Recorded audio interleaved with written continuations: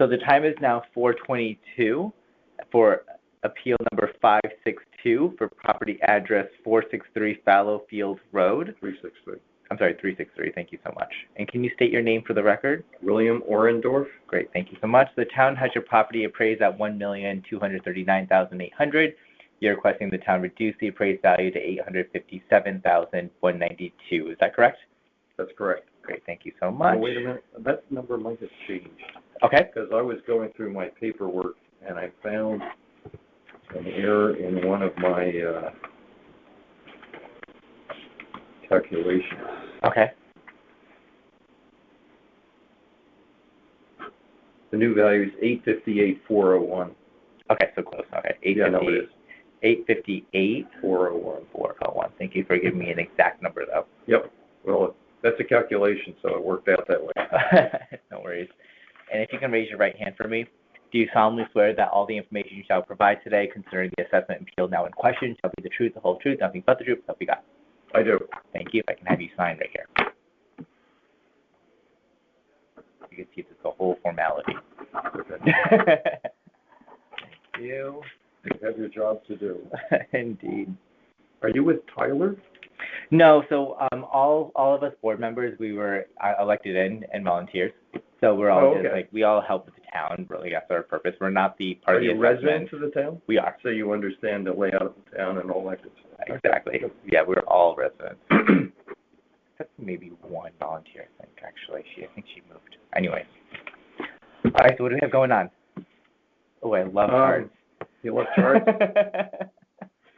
Let me get one for me, then. You can have that one. Oh, brilliant. Thank you. I'm going to talk about our neighborhood, because our neighborhood is easily defined, I guess is the best way to put it. Okay. I live at 363 Fallowfield Road. Okay. Which is off Reading Road. Yeah. And when you make this turn here, there's a sign right there that says dead end. Okay. So this whole area is one giant dead end cul-de-sac, whatever you want to call it. Yep. Our house is up here. This is flat land. This is hill. This is all hill. Okay. Brett Woods is over here. Yep. There's woods here and here. Okay. So we live in the woods, basically. Yeah. And the spreadsheet you have is all 27 houses in the neighborhood. Okay. Okay? Okay. And on the top line is where I put our house with its assessments from 2020 and 2025, and also some high-level details about the house, number of bedrooms, number of baths, yep, etc. The acreage, for example, it's all 2-acre zone. Yep. So that's where all that data comes from, and that's why I call that the data page. Okay. If you flip over to the second page, is where I do the analysis of that data. And what I look at is the increase in the total assessment, and then the two components of the assessment being improvements and land. Okay. So. Yeah, and then when we look at their new assessed values for 2025, we're not looking at 2020 when we make that judgment. We're looking at strictly sales prices during that time frame. Okay. Just so you're aware. Well, what I'm going to show you is what I consider to be an egregious inconsistency in the neighborhood. Okay. Because go to the third page, and the items that I've highlighted there in yellow, top line is our house, and the bottom, the next line down, it's also highlighted, is what I call Fallowberry, because people that live here, Fallowfield Road, Fallowfield Lane, Mulberry Hill Road. Yep. The whole area is referred to in this group as Fallowberry. Got it. So that's where Fallowberry came from. Okay. So, as you can see, our land value increased 84.37%. But the Fallowberry average was 22.87%. Okay. So it's, needless to say, a large difference. Yep. And I understand the objective is to get as close to a market value as possible. Yep. And Yeah. when we get to the next part about what I think the house is worth, then I'll explain my thoughts on that. Yeah. But in the, I know that I marked it on this. Back on page 2. Yeah. One of the things I did was I calculated the average Okay. for Yep. each of the 3 components, the min and the max. Yeah. So the total, the land, the high, and the low, and all that good stuff. Beautiful. Okay. But there's we're talking about land. That's the biggest distinguisher. Yeah. Which is the middle piece. Many of the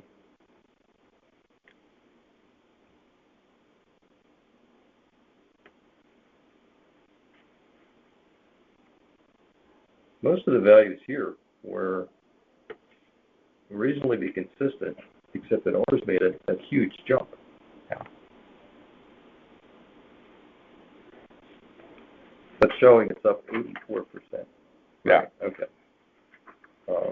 4 times the average for the neighborhood, which seems to me to be quite excessive. Mm-hmm. And then on the improvements part, that's one that I found rather interesting because the average actually went down 4.63%. When you're considering improvements, you're just going into, how are you measuring improvements? I'm not measuring improvements. That was given to me. Oh, That came off everybody's record with the town from the assessor's records. so when you're looking at the field card, for example, what number are you pulling for the improvements? Are we looking at assessed value still? I was looking at assessed value because assessed value and appraised value are just a difference of 0.7. Sometimes you multiply, sometimes you divide. Yep. Right? Oh, you were looking at the first field, the sheet, not the. Okay. Yes, Go ahead. wasn't looking at that. Got it. Thank you. Sorry. No problem. So and then there's a good question about the improvements also. What constitutes an improvement? And under improvements, let me go back. The house next door to me at 405 Fallowfield Road. Yep. Had a dumpster in their driveway for somewhere around a year. I think it might even be longer than a year. Yeah. What they did was, all these houses are basically center hall colonials. Yeah. And they converted theirs to an open floor plan on the first floor. Okay. And they also took the roof off a 2-car garage, went up, and put a master bedroom suite over the garage. Okay. Yeah. Significant improvement. And Yeah. their improvements went up with.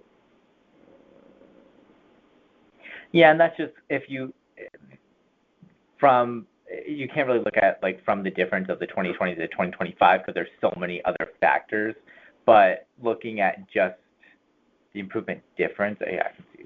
But you were also looking. I'm sorry, you were also looking at the main field card, which that value I've never. That's all I have to go by. No, I know. And so their increase was considerably. It was the highest. Mm-hmm. So that's whatever the highest was. Yeah, 18. 18.91. So that makes sense. Yeah. Doing that large a project, that's an incredible improvement. Yeah. I guess the other question is, what's an improvement? Yeah, and it would be based on like if they pulled permits, or if they had any other kind of like changes to their field card.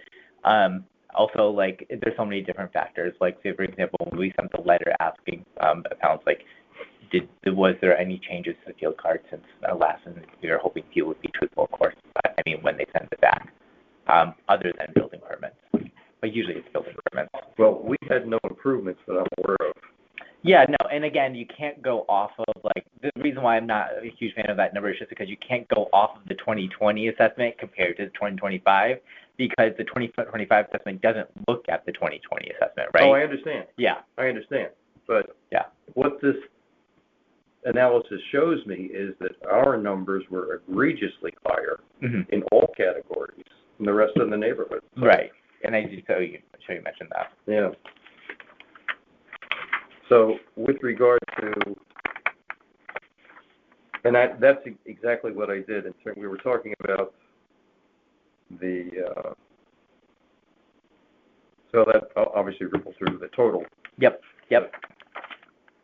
We were talking about the estimated value of the house at the present time. I don't have a clue. Yeah. And I saw that question on the application sheet, and that was my reaction. Yeah. We've been in this house since 1989. Yep. So obviously we're not really tracking market values because we have no intent of leaving. Yeah. Until one of us dies, and then the remaining spouse will decide what to do. Right. So I took the land appraisal value and the improvement appraised value from 2020, increased, or in one case decreased it by the average for the neighborhood. Okay. Did the arithmetic and came up with new appraised values for both for the land and the improvements, and took the total of that, and that's where the number came from. Got it. Okay. I mean, it's logical, obviously, but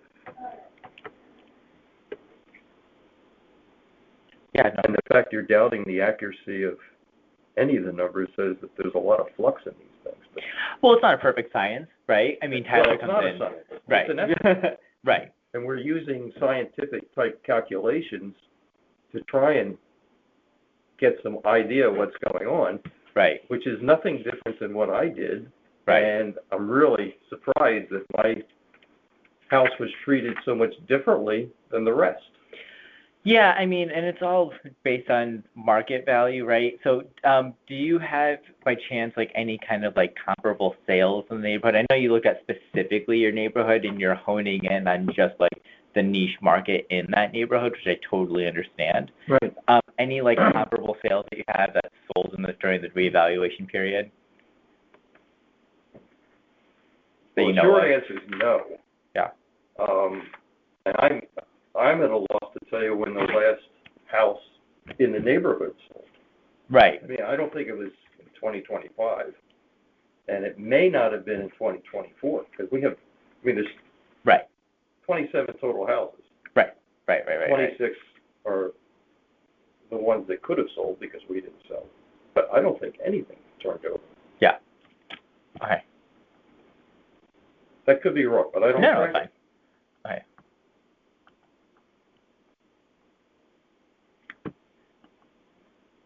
Okay, perfect. Anything else you want to present or add in? Don't get me wrong. We recognize that paying taxes have to be done. Yeah. But what we're looking is for somewhat of a equitable or fair share review of the data. And somehow things went astray. I don't know how. I don't know why. Yeah. Well, what I'll do for next steps is what we basically do is we present to the rest of the majority of the board members for consideration and vote. So I'll simply present your case. And what happens is you'll hear within 7 days of when we make that decision. So you're probably talking about closer to like the May timeframe. And then from there, if you are granted a reduction, you can't appeal again until the next reassessment or reevaluation year in 4 years. If you are granted a reduction. If you are denied, you can come back again next year. And if you don't agree with our decision, you can also take the next steps and appeal your decision in court, and instructions on how to appear in court will be in the decision letter. Okay. Any questions? No. Okay.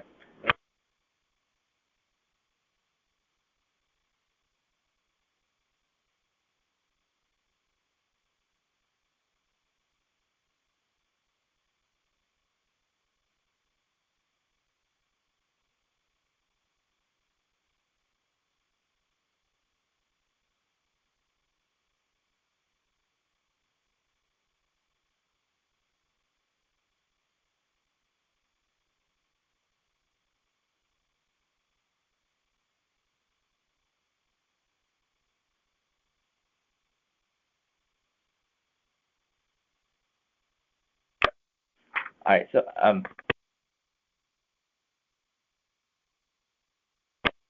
the time is now 4:45. We have appeal number 519, and this is for property address 77 Adrassi Avenue, and can you state your name for the record? My name is Michael Shinisky. Great, thank you so much. The property has your property appraised, the town has your property appraised at $1,070,600, and you're requesting the town reduce the appraised value to $959,942. Is that correct?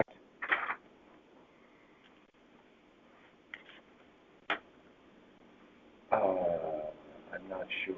The request is about $9. Did I write that in the letter? Yeah, right here. Okay. Well, that was all right. Unless you want to change it, we can change it if you want. I have a better calculation, but let me perhaps that's a good value. Okay. I will accept that value. Okay. My point. Well, let me go through a few things first. Let me go through. Sorry. It's qualified a little bit. Okay. All right. Sorry. No, you're fine. If you can raise your right hand for me. Sure. Do you solemnly swear that the information you shall provide today concerning the assessment field now in question shall be the truth, the whole truth, nothing but the truth, so help you God? I do. Thank you so much. If I can have you sign here. All right.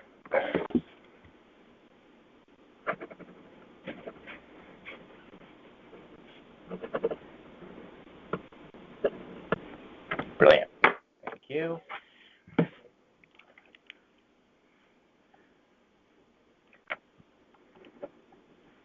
You can tell that we have a formality, so we just kind of go through. Yeah, I'm picking up on that. All right, anyways. All right, so what do we have going on here? All right, so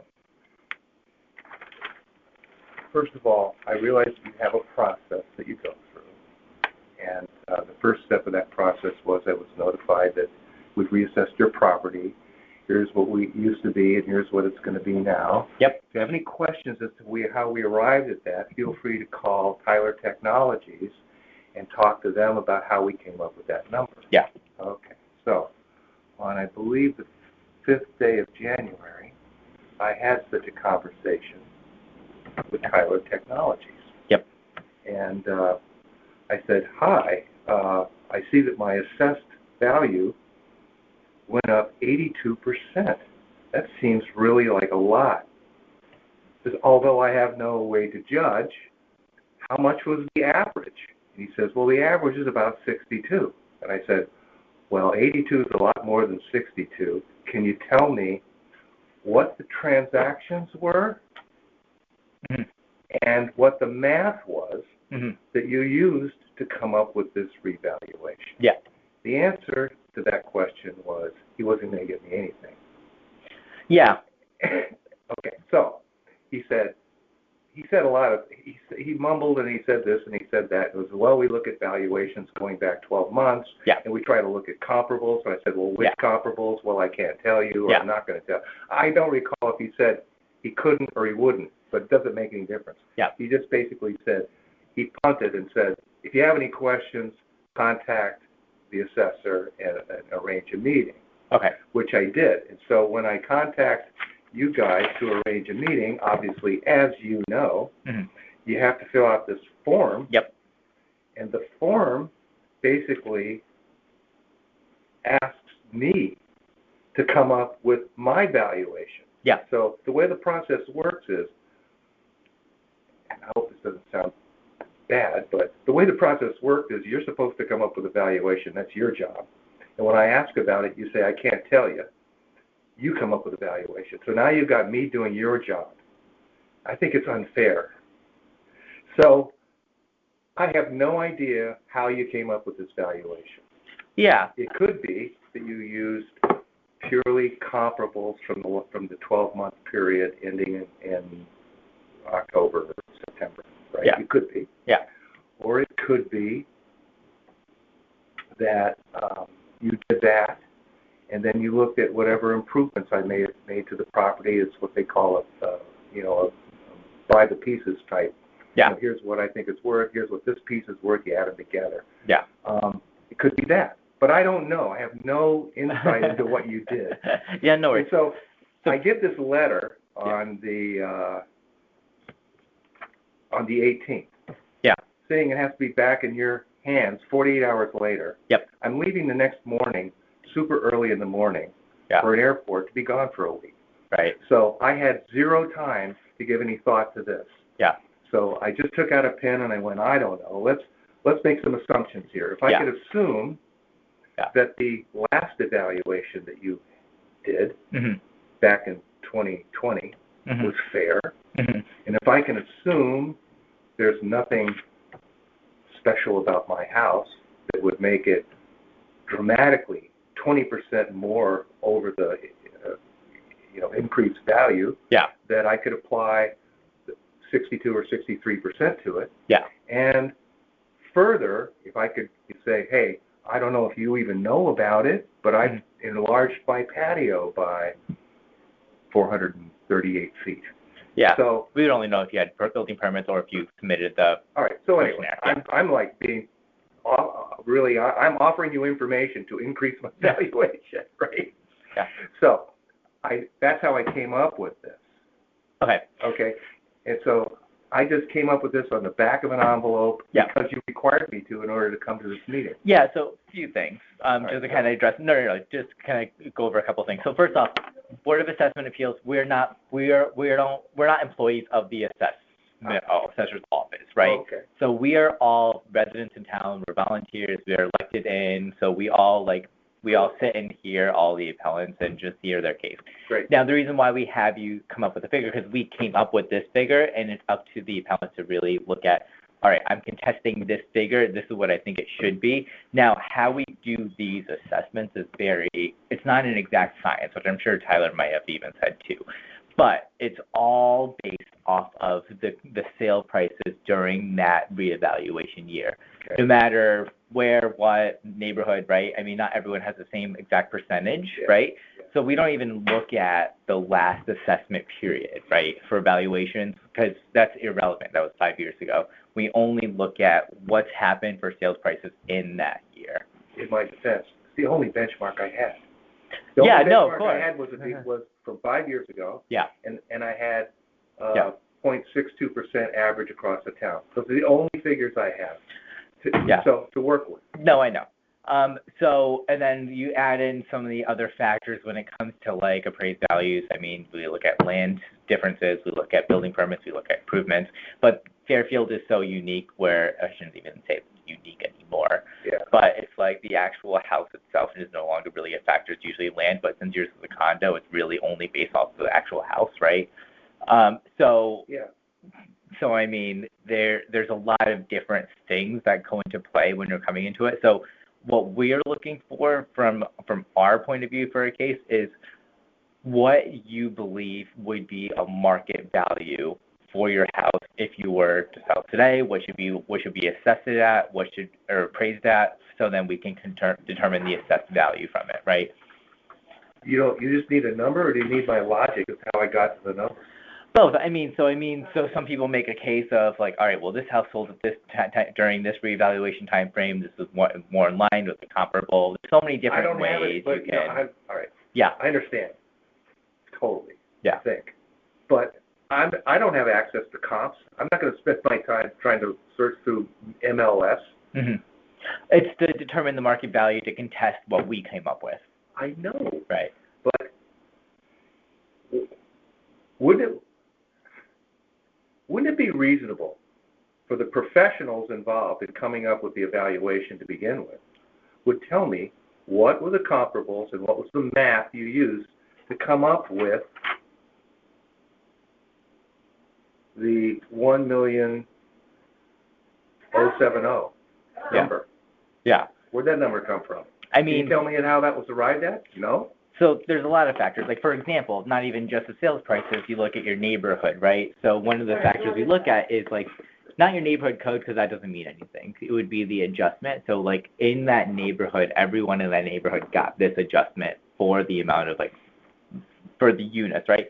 You got that much of adjustment based upon the same comps or different comps? No, it would be same math or different math? No, that portion of it would just be for the entire neighborhood for that entire neighborhood receives that same adjustment. Okay. But that's not pertinent to you because you're a condo, right? Yeah. So that's why that's why this whole area for land is zeroed out for you. So when we look at your property in specific, all of these factors are playing into that value. Not just the sales prices, but like the grade that we have it at, the bedrooms, the bathrooms, everything about the house, All right. fireplace. All right. Yeah. So I have an advantage. My house that I bought 4 or 5 years ago is one of 4 units that are built at the same time Yeah. by the same contractor to pretty much the same floor plan, Yeah. using the same materials, the same quality of build, pretty much all built at the same time. Yeah. Okay? And hearkening back, if we could, Yeah. once again, I understand that it's 5 years ago. In 2020, you went through the same process. You looked at all 4 of these units. Yeah. In my unit, probably because it sits over on the end, on the corner of 2 streets, Yeah. commanded about a 4.5% premium over the other units. Okay. Okay?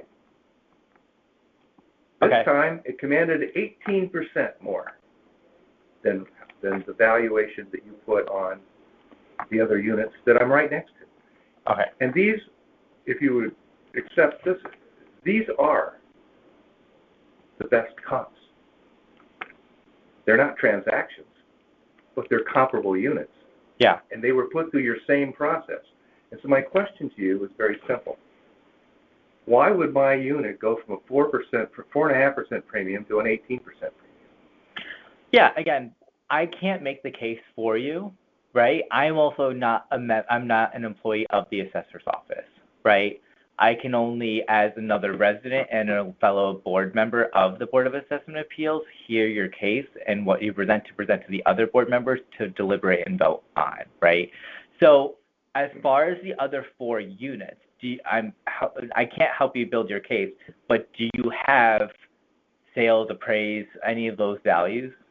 Well, this is from the property card. Okay. I didn't include one of the 4 because it had improvements, which included a solar panels on top, which I think you had to get I didn't want to get into that. A permit, yeah. These are all straight, the other 2. So here they are. Here's what they did in 2020, and here's what they did in 2025. Here's my premium back then. Here's my premium now. I'm going, why? What happened? So this is off the property cards. Yep. Of these units. So then I'm just jotting it down.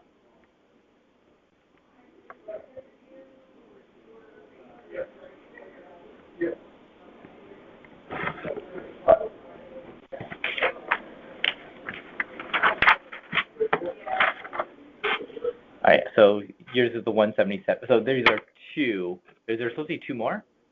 Or you said there was a total of 4. There's a total of 4. I'm one of 4. Oh, you're one of 4. So there's one you didn't. I threw one out because he put solar panels on the roof, and I think that might have adjusted his, his valuation. Okay. I don't know that, but he might have. Okay. Besides, these 2 are they're right next to me. Yeah. So why would you value these 2 at 905 and 911 and value mine at $1,070,000? Yeah. Makes no sense to me. Yeah, so I'm glad you talked to the Tyler company because they're the ones that come up, that's the company that comprises of all those values, right? I can't. They didn't give me anything. Yeah, so again, I'm not an employee of the assessor's office, right? None of us on the board are, right? I'm not work trying for to the be people. critical of you. I don't know what the assessor's office expected of Tyler Technologies, but I would think that they expected maybe more than, well, that's our assessment. We look at comparables, and I can't tell you what we looked at or what the math was. So I'm absolutely flying in the dark here as to how you come up with these numbers. And so you're leaving it to me to value my property. It's not my job. Well, we came up with the figure, and But you won't say how. No one will tell me how. So it's all of sales prices and other factors that go into it, right? Are those numbers those sales prices? We comprise all the appraised values in town are all based on the sales prices of all of the sales in town during that reevaluation period, right? All the so sales that's not just comparables, just all the sales. All the sales. Okay. All the sales in town go into the appraised values of everyone's houses. Well, that's different than what I was told by Tyler. Tyler said they specifically went and looked for other condos. They then dilute it to make it to yours, right? Because if that was the case, then everyone's value would be the same, right? Right. So yeah, there is a way of diluting it, right? But again, there's a lot of factors that go into it. So not just the sales prices. We look at, for you specifically, because it's not just, it's your house, it's a condo, right? So then we look at the grades, we look at all this. So like I said before, that's how these numbers are comprised. It's not an exact science. There's not a 1 + 1 = 3, right? There's a lot of factors, which is probably why they've had some difficulty kind of explaining it, because it's not like it's a deduced math equation. Well, you have to, excuse me, I guess. Yeah. I'm in finance. I deal with large amounts of data. Yeah. And when somebody tells me, well, it's complicated and there's data involved, I say, give me the data, show me the math. And no one's telling me what they looked at or what they did with the data after they got it in order to derive a number of 1,070,070. Yeah. So what am I supposed to do? I understand. That being said, are we still keeping the ask about the 959, 942? Because I need to present a number to the rest of the board.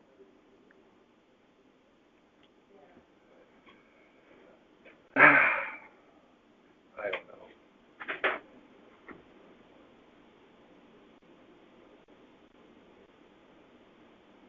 Well, my other here would be, they were saying the highest one was 911. So you're saying it would be $48,000 more. Do you have a calculator on you? Sure. Take 911.4 and multiply it times 1.05. What's that? 956. 956. 959.9.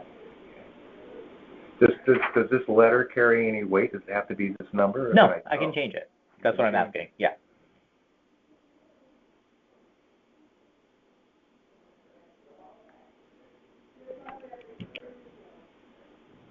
Well, if I'm going to be asked to justify it, I mean, I guess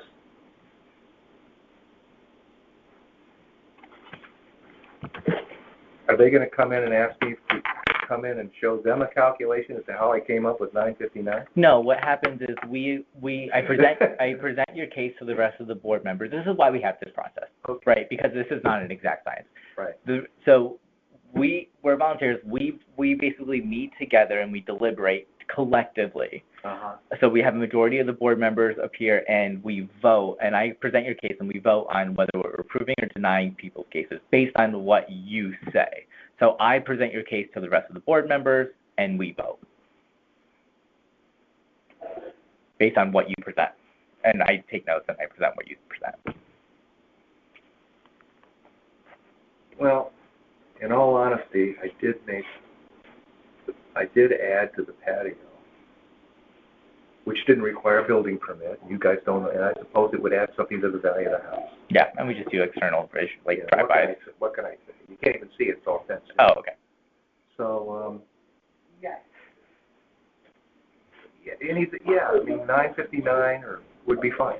Okay. That's fine. It's So we'll close just enough. keep it. We don't care. Yeah. It's not that I don't care. Yeah, I know. Do I care if it's 948 or 959? Not really. Can I keep one of the documents you have for or no, that's totally fine. It's not. No, I have this one already. You have that one. Yeah. I was going to say, if you had any of your, like this, for example, do you want me to add that to the record or no? Actually, I made copies of this. This is, bear with me. No worries. This is kind of my whole argument.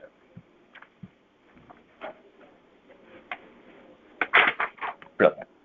Thank you. That's my whole argument. Okay.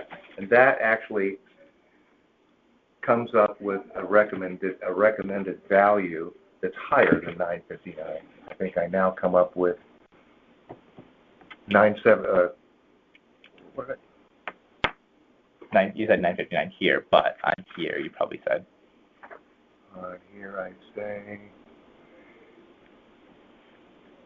Oh, I say that the assessed value should be 766, which means you have to divide through by 0.7 to come up with the market value. What was the amount you put that?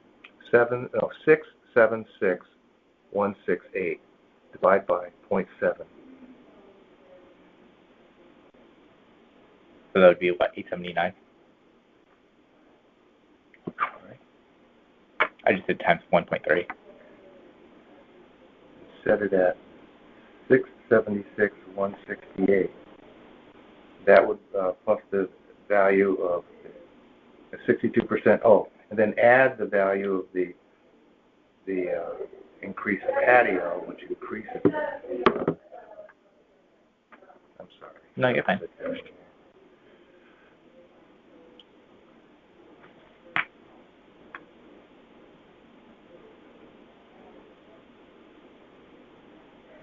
The revised total assessed value with the improvement, which is the bigger patio, is 676,168. Yep, and then I multiplied that by 1.3 to come up with the 70%, right? And then if that's what you're saying the appraised value from that would be. 879. Fine, go with that. Wait, so you want me to go with 879 or 5959? I did this analysis that's attached to this page because I knew that this other one was done in haste. Mm-hmm. And I had time to sit down and think about this one. So that's my revised total assessed value with the improvement. Okay. Right there. What you do with that to come up with market value is your own business. Multiply it times 1.3. Well, so I mean, yeah. Just so you are aware. Yeah. So you're saying you're gonna go in with oh, by the way, here. This one has our signatures on it. Okay. Beautiful. Even better. So I'm now asking for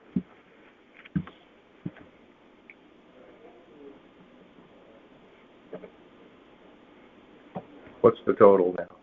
So you're asking for the 879. 879. 018. 018. And there's the logic. And I did everything based off of assessed value. Wait, hold on. 676. Not market value. I don't know why. I just did. Wait, hold on. Okay, hold on.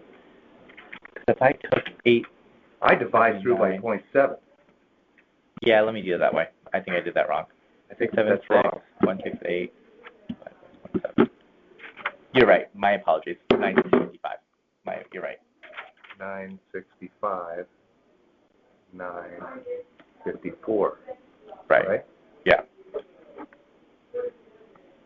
Market value. Okay. That's okay. I see. 965. My apologies. Instead of 959. It's a little higher than this number. Yeah. So that's what I'm asking you for. A little higher than what I even put on this one. So 965, 954. Okay. Yeah. Okay. And there's my logic. My logic is in the letter. No worries. So next steps is what I do is I present your case to the rest of the board members for consideration and vote. So you'll hear with our decision within 7 days of when we make that decision. So that'll be probably closer to the May timeframe. If you are granted an appeal reduction, you can't appeal again until the next reevaluation in 4 years. Really? Yes, if you are granted a reduction. If you are denied, you can come back again next year. And if you don't agree with our board's decision, you can take the next step and appeal your decision in court, and instructions on how to appeal in court will be in your letter. Okay.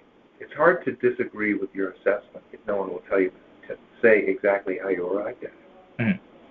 Yeah, I mean, and we do the best or Tyler does the best we can. We do the best we can to serve our people in town. So, I mean, there's a lot of steps to make sure that what we're doing is all fair and equitable, right?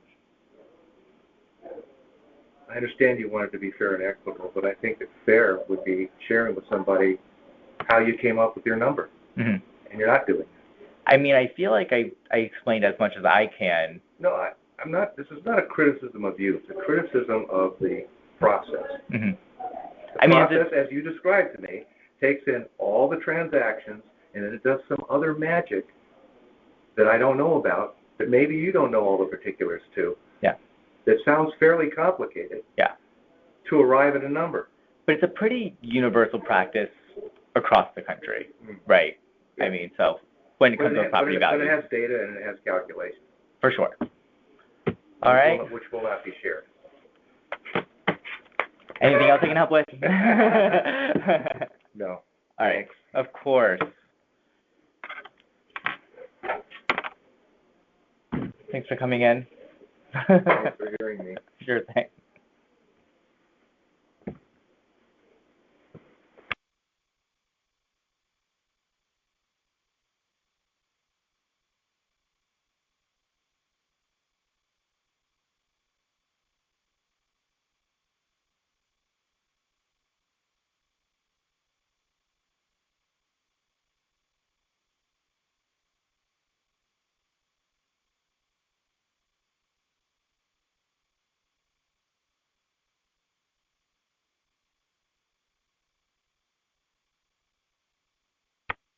All right, the time is now 5:19. We have appeal number 553 for property address 201 Knollwood Drive. And can you state your name for the record? Sure, Frederick Albright. Thank you so much. You're welcome.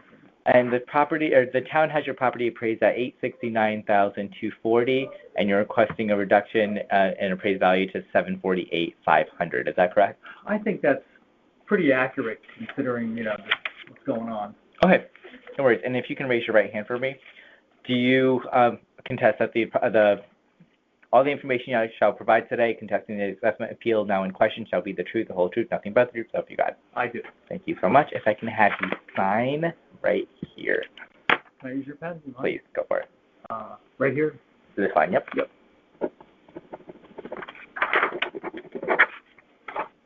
Thank you. You're welcome.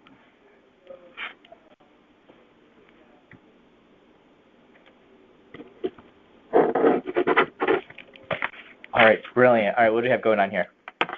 I guess I would just start with like a narration of my home and property. Yeah. It's a 2-bedroom, 2-bathroom ranch. Yep. It's on a very sloped property, so it consists of multiple levels. Okay. So it's got a driveway, which is sloped, which has stone walls on either side of it. Okay. I've had many real estate agents, and I have had the house appraised and looked at and stuff, tell me that there are a lot of buyers who wouldn't even go into the house because they would pull into the driveway, see a not flat driveway, 16 stairs to get in through the front door, and say like, no, we're not interested.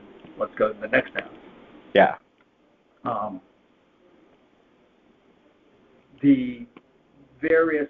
There's many stone walls on the property as a means of, it's almost like a rice paddy Okay. kind of situation. Okay. Where they've tried to, achieve level areas, a wall, the next level. It's almost like a staircasey kind of thing. Yeah. And, the stone walls being what they are, are in various stages of collapse. Okay. That's the backyard. And, they're all coming down. There's probably like 200 linear feet of stone walls total, maybe even more. And at like $50 a foot, that's a sizable chunk of change. Yeah. To repair that. The house has no central air conditioning, a 35-year-old boiler. The kitchen is tiny. Like most people, who are looking at a house, they're like, oh, the kitchen is like the center of our world. Mm-hmm. My house, the kitchen is like a galley kitchen in like New York City. Okay. I mean, it's kind of embarrassing, but, as I said in my initial paperwork, yeah. The kitchen is literally like from when the house was built practically. Okay. And one of the other problems with the driveway is we have these beautiful oak trees on the front of the property, yeah. all on the easement. Yeah. all of whom the roots are into the driveway, and it was hard to capture it, but there's like, these lumps are like literally like this high. Okay. It's like you're driving over a speed bump to get into the driveway. Okay. And, there's nothing I can do about it because even if the driveway were to get redone, It's the trees. the roots Yeah. are going to come back and destroy the next layer of asphalt. Yeah. And these are all things that I think it's the market value of the home is you're predicting it. Yeah. Yeah. Somebody would say, yeah, we'll buy this, but we need a new driveway. We have to repair all these stone walls. The kitchen needs to be like burned down practically. Yeah. And that's going to affect the value of the house. I mean, you're probably a homeowner. You know how that whole thing works. Yeah. So I just think that whatever model you use to create that perceived value of my house is not realistic in terms of what the market might bear. Okay. Okay. I have some comps if Yeah. of any interest. Yeah, let's take a look. Which is hard because it's a two-bedroom house, and there are very few two-bedroom houses in Fairfield. Yeah. But here's one on North Benson Road, which like almost backs up to my house. The 1384. Yeah, that you guys appraised at $900,000, the round number, and it sold right in August of 25, which is just outside your base period, I think, or no, it's in the base period, but it sold for $715. Yep. So that's like $185,000 less than the appraisal. That sort of tells me that maybe the appraisal wasn't spot on accurate. So I call that into question. And that house had central AC, both baths and kitchens rated as modern. It's a level piece of property, and it's a bigger piece of property. And it's considerably less than the value of mine.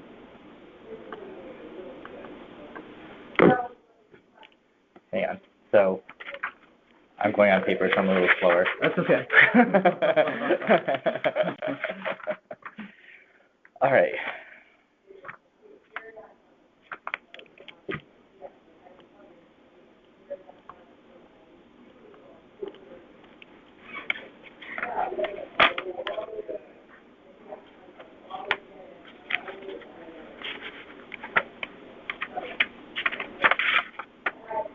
So comparable size house, but much more land. Is that what you're saying? More or less. And the house itself, I think, is more valuable because it has central AC, it has a modern kitchen, it has, totally redone bathrooms, and it's a level property, which, in hindsight, a level piece of property is important. Whether you want your kids to be able to ride a bike or shoot a basketball in the driveway or, be able to mow your grass without having to compete in an Ironman. Level piece of property, would be my advice. Okay.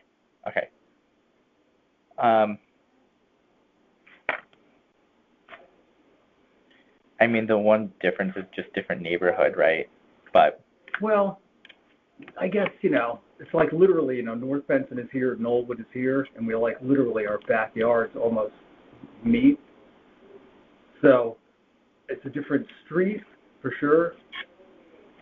But, it's the same neighborhood. If you're going in general sense, it's the university, quote-unquote, neighborhood, that people speak about. Yeah, and it's not even that much of a difference. So if you look at, like, yours, for example, like your neighborhood 80, that doesn't mean anything. But when it comes to, like, your adjustment 1.6, theirs is 1.65. Okay. Yeah, 1.65. But they also have a traffic condition added onto it because they're on a busy road. Yep. So they have it at condition of 90 versus yours being at 1. Okay. It's still dangerously close. But they also have a lot bigger of a lot too, right? Yeah, exactly. And that's where a lot of the value in Fairfield comes from, the lot. Well, every time I go through this, they always say to me, oh, it's not your house, it's the land and location. Yeah, because your house itself, we have it valued at $52,600. So we basically are taking like the replacement cost of the house, and then the land is on top of that. So, I mean, are you guys actually saying that you know, if that house was taken by aliens tonight, I could build a new house for $52,000. We're estimating that. I mean, your insurance company, that would be a different conversation, right? Because that's the replacement cost. Yeah, 'cause I mean, they're saying, like, you know, quadruple that to, The insurance? yeah, to replace my house nowadays because of cost of building materials and labor and inflation and. I mean, usually they have like percentages on top of it for replacement costs to like meet up with it, but Yeah. I'm surprised that it would be that much higher than that, Yeah. to be honest, from an insurance standpoint. Because usually they have like 50% add-ons just in case, but they have a replacement cost deduced. Yeah. And maybe it's a conversation you want to have with the insurance company, but Yeah, that's no not kidding. for me. Yeah, bring me to that conversation. Yeah. One of my first jobs in my career was insurance, so I mean, and then a financial advisor, then in pharma, so I mean, I'm familiar with that whole lot. Yeah. Anyways. All right.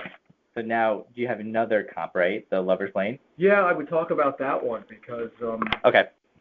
you know, again, the appraisal and the sold for value is different, not the same. And again, that house, another one. It's on a nice level lot. It's on a street, which I think is very similar to mine. You know, I didn't know that you could dig into that whole field card. I wouldn't understand what all that stuff meant anyway. The street, No, it's the all traffic good. and all that. But anyway, I think the neighborhood is extremely similar to mine. Yeah. You know, that house has 3 bedrooms versus mine 2. My 2 bedrooms and a lot more square feet of living space too. Did 1384 have 3 bedrooms? No, 2. Okay, so they're both 2 bedrooms, so there. Yeah. Okay.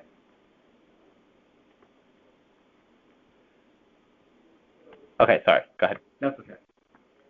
I don't know what else I have to say about that one. You know, just looking at the extra bedroom, extra square feet, level lot, good street.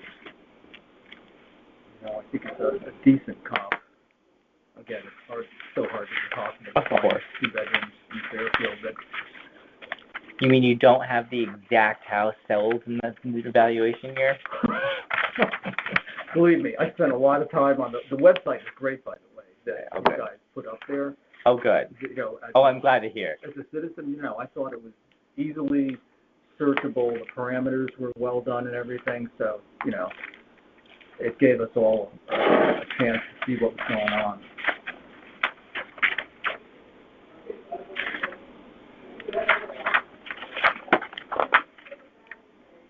It's a slightly bigger house, but similar land. Yeah.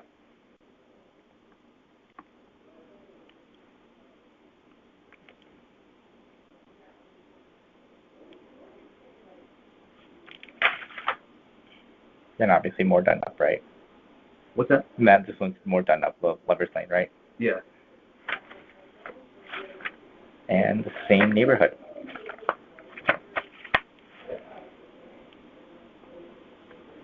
You know, but again, it was you know, there's a big difference in what that home was appraised at versus what it actually sold for too. Yeah, we had it at 877. They sold it for 830, but not as big as the North Benson. But I see what you're saying. Yeah.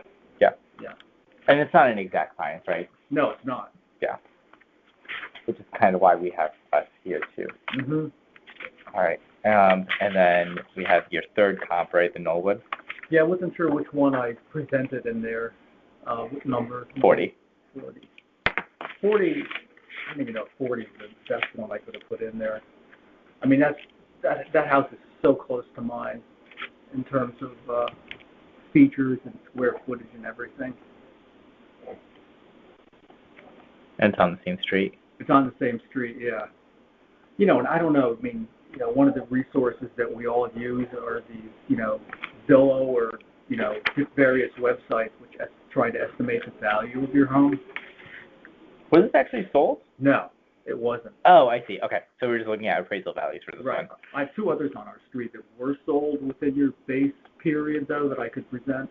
Okay. I pulled up this one because it's, you know, the ranch, it's 2 bedrooms, you know, slightly smaller piece of property. So it didn't sell, but going by the Zillow value, Yeah. it's literally like 100,000 less than mine Right. Okay. for what I consider like the closest home on my street to me. Yeah. Okay. Okay. Okay. Anything else you want to submit? I don't know. I don't know if the clock is running here. I don't want to That's fine. be going overtime or whatever.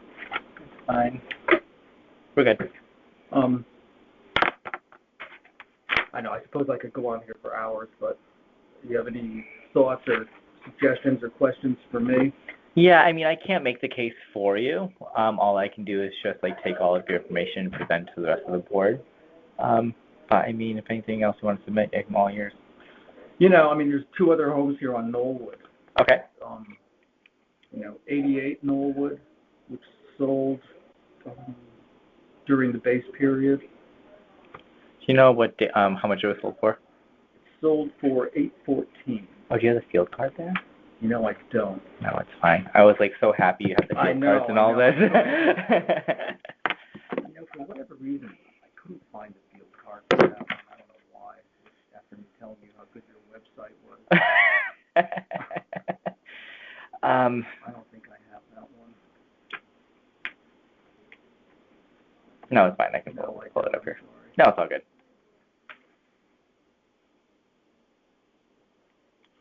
So we're looking at 88. I know about this property being sold, though, so that's why I've heard about people bringing up this one. Yeah, and again, it's got an additional bedroom, more square feet than me. You know, sold for less than the appraisal. Yeah, they were sold on February 11, 2015, still within the year.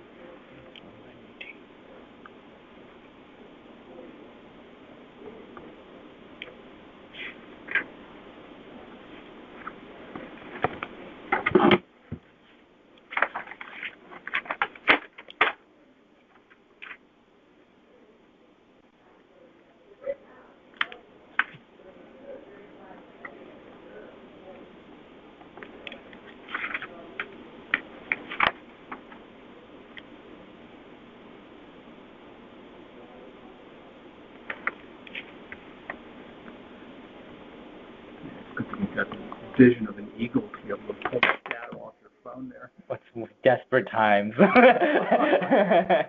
So my final contender would be 60 Knollwood Drive, and I do have the field card for that one. Oh, brilliant. Thank you. You're welcome. So that one has an additional bedroom, an additional bath, and like 1,000 extra square feet. And still sold for less than the appraisal. Yeah.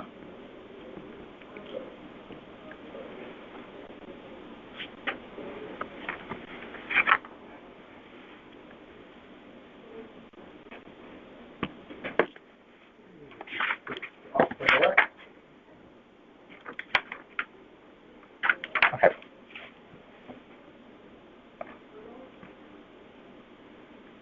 Okay. Anything else? No, I think that's probably, I've overwhelmed you with It's all good. information here. I'm used to all this. You know, it's a lot of work on my end, just, you know, because I don't have your expertise to come up with all this and try and make it make sense. But, Yeah. you know, for me, the crux of it is, like, you know, if I could sell my house for what you guys say I could sell it for, I'd be out of here like a cruise missile. Even though I don't know what I would be doing with that money or where I would go, I just don't think, given the, you know, no central AC, collapsing walls, sloped driveway, you know, age of certain rooms in the home and size, I just don't think it's realistic, the asking price. Yeah, no worries. So next steps moving, or is there any other documents you want me to add in? I don't think so. All right, do you want to hold on to these? If you don't need it. Yeah, it's more for me. Yeah, no worries. I'll have my computer by then. Anyway, so the next steps is I'll present your case to the majority of the board members for consideration and vote. Okay. So you'll hear of our decision within 7 days of when we make that decision. So we're looking at around like the May timeframe. Okay. If you are granted a reduction, you can't contest again until the next reevaluation year in 4 years. Yeah. If you are denied, you can come back again next year. And if you don't agree with our decision, you can also take the next steps and appeal your decision in court. And instructions on how to appear in court will be in the decision letter. All right. All right.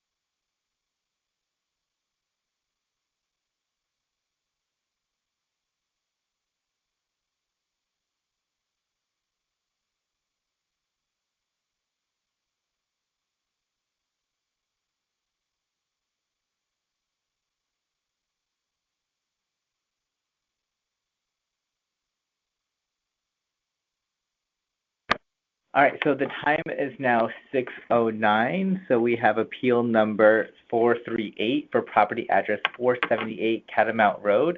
And can you both state your name for the record? My name is Zohar Kazukian. Thank you, and your name? And I'm Deborah Foote Kazukian. Thank you so much. The town has your property appraised at $1,160,100, and you're requesting the town reduce the appraised value to $1 million. Is that correct? That is correct, yes. All right, great. Thank you so much.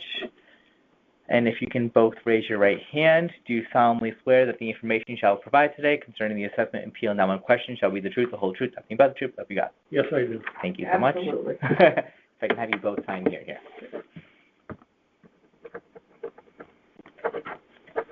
I'm going paper today because I don't have my computers. I forgot them. Okay, that's fine. So, we'll be out here in a couple of minutes. No, you're fine. It's going to take that long. No worries. So what do you have going on here? Well, first of all, the field chart, has the information incorrect. Okay, first of all, on the first page, it starts with topology. It says level land. Okay? Okay. Okay, so our land is not level. Okay? As I've told in my attachment, we live on a sloping land, which is probably, 7 to 10 degrees sloping. Yep. With huge outcroppings of rocks. Some of them are the size of the old Volkswagen. Yeah.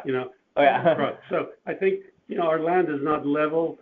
Okay. So what I did was I looked at our land vis-a-vis some of the other lands that Vision Database has in their, data. And I looked at, all these pieces of property that are on level property, same size as ours. Yep. And for all of them, they're significantly less than what I am being assessed for. Okay. The next one that's closest to what I am on the slope is the one at 508 Catamount. It's an empty lot, and that's assessed at almost $600,000. So my question is, why am I being assessed almost $200,000 more for typical land topology land? Okay. Yeah, and I mean it's simply based on sales prices. Yep. And I'm just writing down. Yep. And yours is 478, so 508.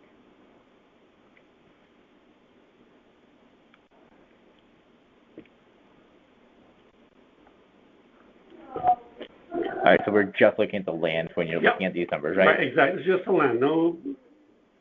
Nothing good with the house. Right. Now, also on the field card, when I looked at it as detail, they're showing all this area as unfinished basement, which is not. The only finished basement is the area that I've highlighted in yellow. Okay. Okay? So there's a little stairwell that goes to this basement. Okay? This is the only area that's the basement, unfinished. They're showing this as unfinished basement, which is not, because there's only a portion of that, which is a stairwell that goes down into the basement, and this area that I've marked as an X is really the foundation of 4 fireplace flues. It's an old house, it's an 1830 house, or even earlier than that, so it's got this huge chimney foundation that's, there's 3 fireplaces upstairs, in the old section of the house. Which brings up the question of the valuation of the house itself. This old section portion, which is from the 1800s, according to the town, but I think it's a bit earlier than that. This portion of the house is all plaster walls. Upstairs and down. Yeah, the second, the story above, it's all plaster walled. Yeah. It's Just a- 1834. It's a 1.5 story house. Yeah. So Okay. there's probably a lot of lead paint Mm-hmm. on the doors Yeah. and the windows and the walls itself, which I don't think has been accounted for in terms of probability of when the house comes on the market to be sold.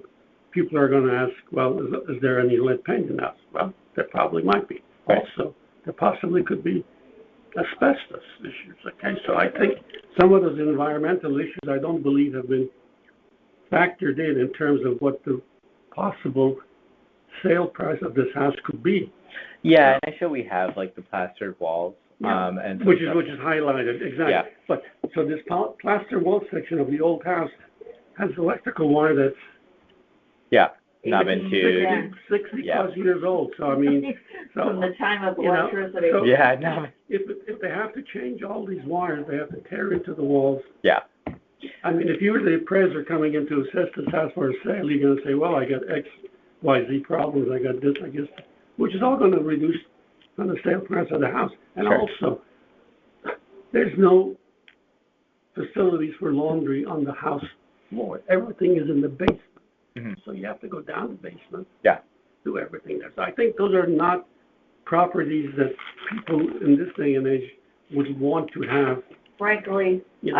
I think whoever buys the house and the property is probably, You're gonna tear the place down. I think they're gonna take it down because it's so close to the street. Yeah. I mean, it's, what, 10 steps? Well, yeah, I mean, it's based on the old zoning. It's, it doesn't have the setback that modern setbacks are required from the town. So those are my main issues in terms of the property valuation of the land compared to some of the other lands that are leveled, a couple of houses up from us, plus the structure itself. I think, that in my mind has issues. Mm-hmm. And if you look at Zillow's appraisal, they're like 100,000 lower than what the town is assessing it at. Yeah, I mean, we go off I know. just the sales prices, Yeah. and the actual house itself. I mean, we have it appraised. yeah, That was at like what, 353,000, Yeah. 400. Most of the value is coming from the land. yeah, right, exactly. Yeah. So the basement, just to kind of note here, I saw you did the math, Yep. right? So that's the reduction for the That's staircase what and the if fireplace. they want to come and, obviously, they want to come and take a look at it, they're more than welcome. Yep. As I said, this is the stairwell that goes down into the basement. So this part that I've X'd is really the huge foundation for, for the fireplace. Yep. So in the library, which is over here, the fireplace is from that wall to here. Yeah. It's the old fireplace where they cooked, where they had an oven for the bread and all that stuff. So obviously it's a Yeah. working fireplace. Older house. I mean, Those, yeah. those parts of the house, that room in particular, the people who sold the house to my parents, Yeah. had the fireplaces dated, and according to the antique people up in Concord, Mass, Yeah. they dated our fireplaces, and at least that room in particular, as 1720. Wow. So- And the house was built So that's 1834. when they say our house is Greek Revival. Yeah, that's me what- really mean it. Yeah. Well, that's a joke, because Yeah. Greek Revival was what they would put returns on the fascia Yeah. to fancy their house up. I mean, Yeah. putting a board like that, and then all of a sudden it looks more Greek, and Yeah. know that those farmers really knew what they were doing, but architecturally, but It's not a great anyway, apartment. It's an old farmhouse. but it is an old farmhouse. Yeah. There's nothing fancy about it. Yeah. So Yeah. those are my really areas that I would like Yeah. an additional review to determine whether the assessment both on the land as well as the building is correctly assessed based on, the issues They're more than that I've welcome to highlighted. come and take a look at the house. Yeah. Yeah, we typically don't do a lot of interior appraisals. It's Right, usually all I external. understand that. And it's all based off like sales prices in Oh, the yeah, it is, area. exactly. I agree with that. I mean, that's what it's based on, really. If you look at the sales price, so that's saying so-and-so sold for, X $100,000. Yeah, that's fine. But if you look at the sale price, for example, that piece of land that's vacant next to mine, Yeah. it's only listed as $599,000. Right. Okay? Right. So my land is assessed almost $200,000 above that. Right. Right. It's only a smaller piece of land, but Yeah, smaller, but yeah. Yeah. So I would think that but And it's the same grade as ours, actually. same grade in terms of ours. okay. Yeah.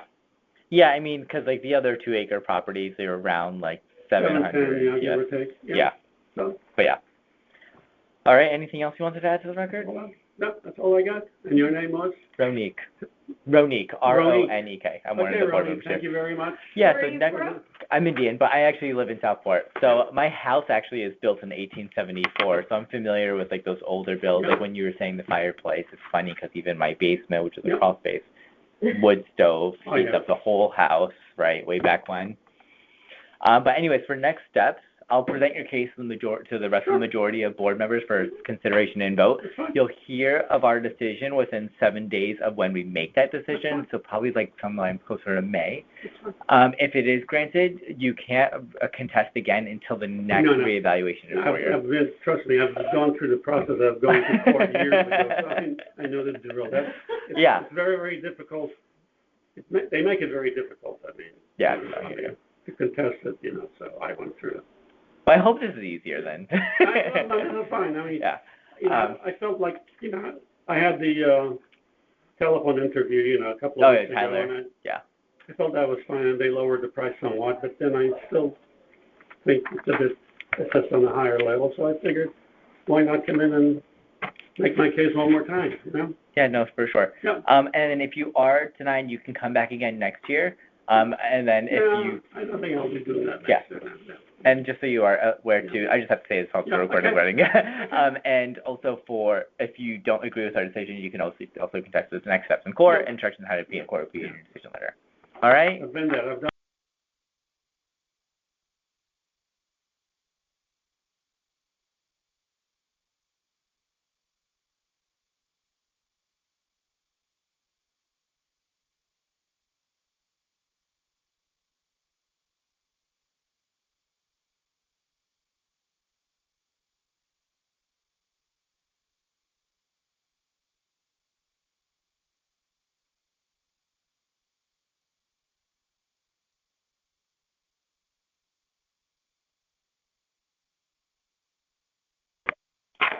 All right, start time is 6:23. We have appeal number 539, property address 160 Stella Lane, for property owner Evan Kleben, I'm sorry if I mispronounced that.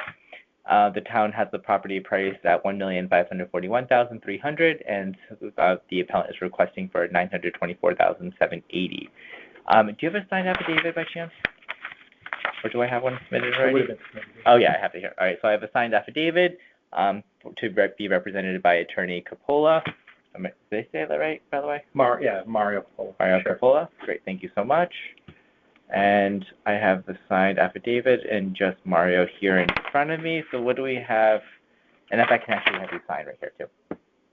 Yes, sir. Yep. Beautiful. Right here? Yep. Brilliant, thank you.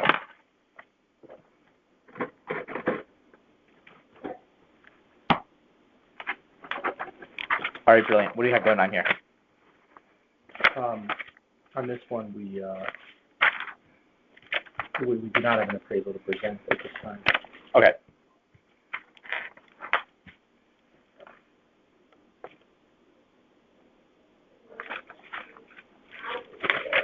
Okay.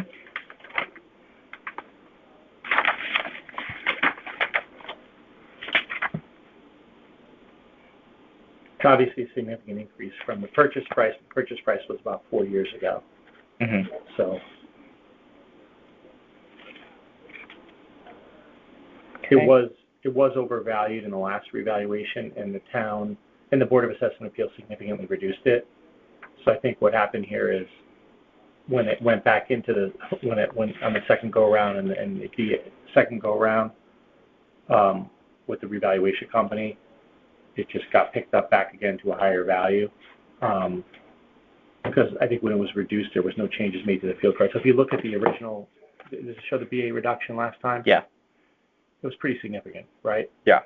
And so what happened was last time they had the property value way off, and we actually had a sale that took place in, was it like December, I think? The date is not on here actually, but It should be. yeah. It's right Hold there. on. December Yeah, 2 of 2020. Oh, the date, sale, the So date. what happened yeah, was, sale. what Yeah. happened was there was a sale for, what was it, 860. 860. So what happened was, last time they had the value way over, and what happened was the revaluation. So when they did the reval, and the notices came out in November, they're unaware of the sale price. They're unaware that, but as of the date of the reval, which was October 1, we had already had a contract to purchase it for this amount. Yep. So the fair market value should have, was the sale price.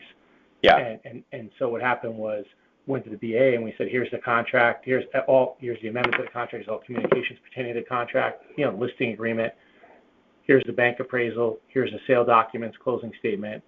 And clearly they're like arm's length transaction at time of reval, properly listed, so you can see the increase this time was more than double, right?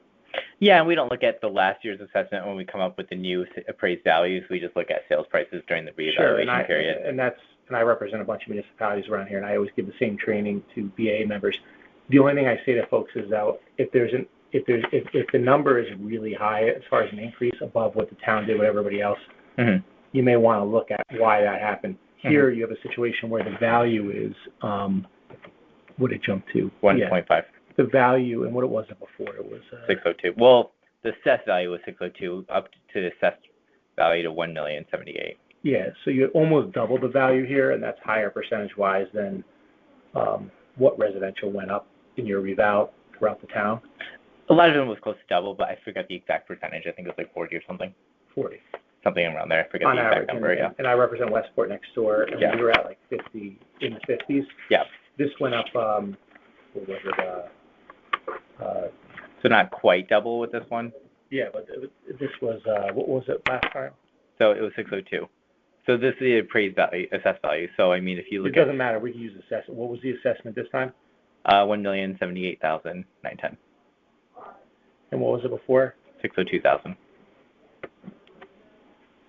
I'm sorry, so 602, and then 602 is backwards. 602. Yeah, me too. And then the other way was what? 1,078,000. It's about 56, I think, percent. 56. Yeah. So it was off last reval. BA acknowledged it, reduced it. Actually, it wouldn't even be 56 because double would be 1.2. No, it's not double. Yeah, right. Oh, yeah, so it would be 100, 200. Anyways, yeah. Okay. It went up 56% on average. You're probably closer to 40, around 40. But I don't know how many appraisals submit, so Yeah, no worries. at this time.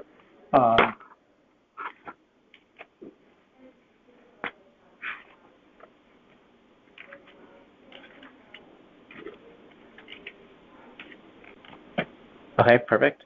So for this case, just for the recorded line, I present the case to the rest of the board members for consideration and vote. The appellant will hear of our decision within 7 days of when we make that decision. If they are granted a reduction, they can't contest again until the next reevaluation period in 4 years. And if they are granted, or if they are not granted a reduction, they can contest again next year. And if they do not agree with our decision, they can take the next step and appeal the decision in court, and instructions on how to appear in court will be in their decision letter. Thank you. Of course.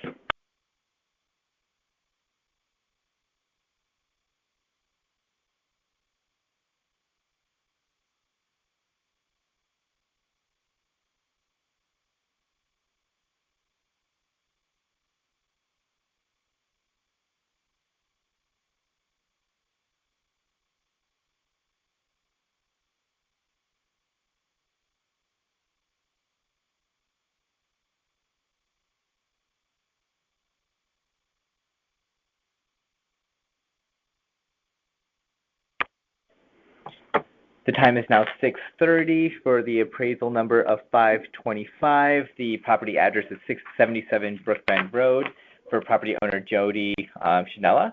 Yes, sir. Great, thank you. And the town has the property appraised at $2,705,710, and the appellant is requesting a reduced amount to $2 million even.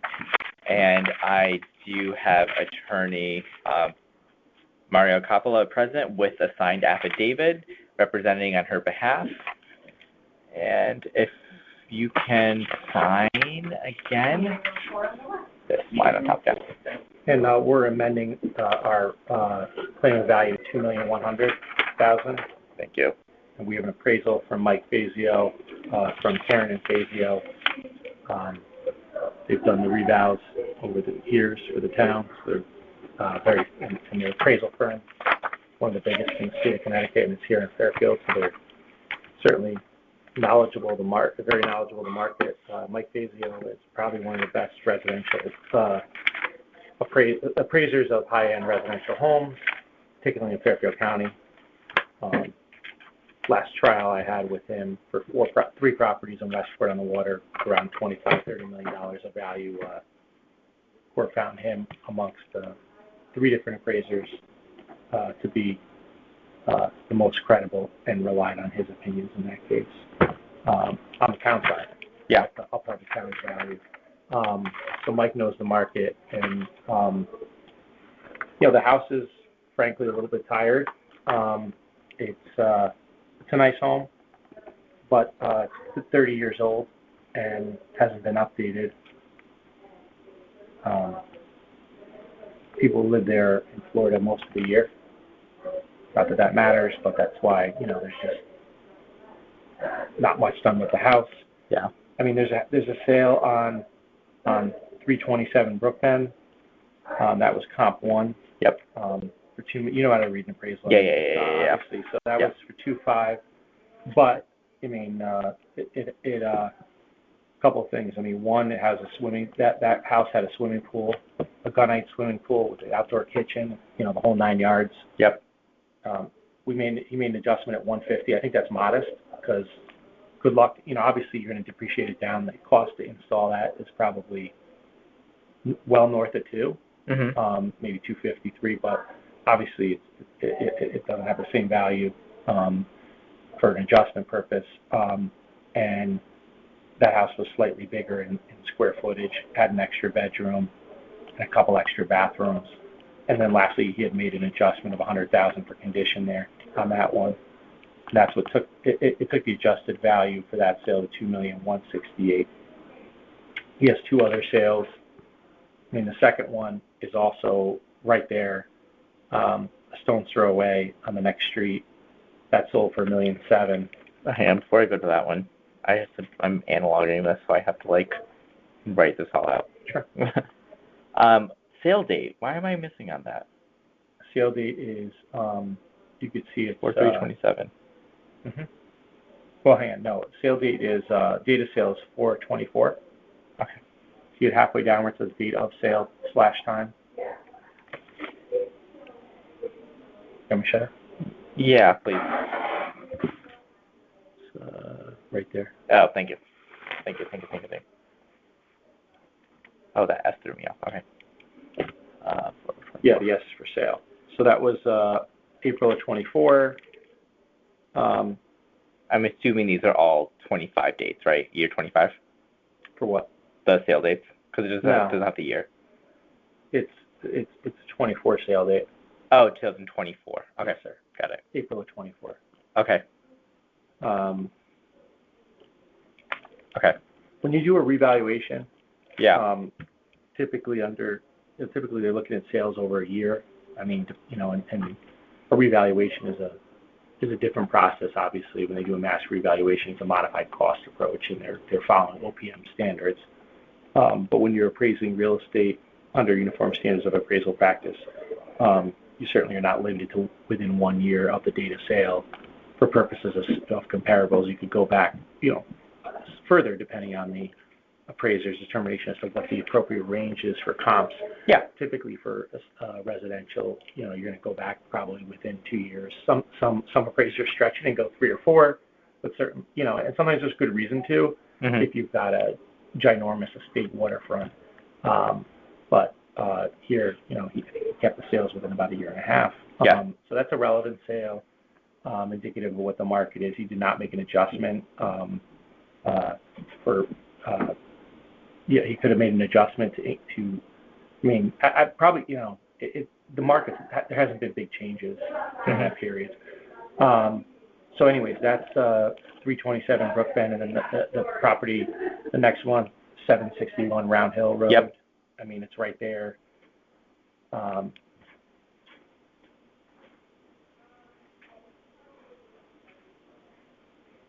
It speaks for itself. There's a $150,000 adjustment because that property had a pool.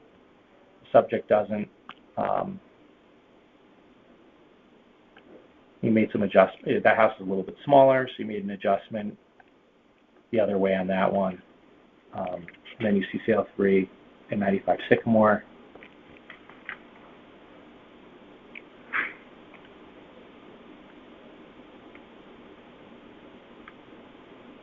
He gave the most weight to sale number 1, which probably is the closest in that it's got similar size, most similar size in the similar size square footage and finished basement, et cetera. It's pretty close. Obviously, if you're comparing the two, comp 1 has the beautiful outdoor pool. You got to make an adjustment there. It's in better condition than the subject, even though it's older. As far as its actual age, its effective age, because it was redone. Yeah. Is better than the subject. I see they made an adjustment for the size lot for 75 Sycamore, but they didn't make an adjustment, and I'm sure it's because it's like similar in lot size with the other 2 properties. Like any particular reason? Yeah, I mean, he could have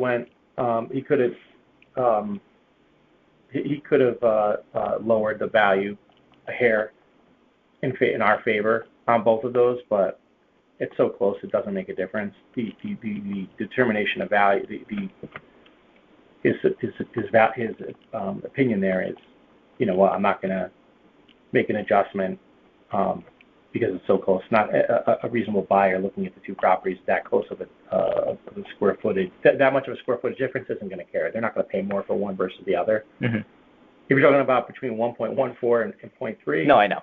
But even then, he only makes a $10,000 adjustment because it's excess land, and the reality is towns are at around 40K, 50K in this area, an acre and I think that's reasonable.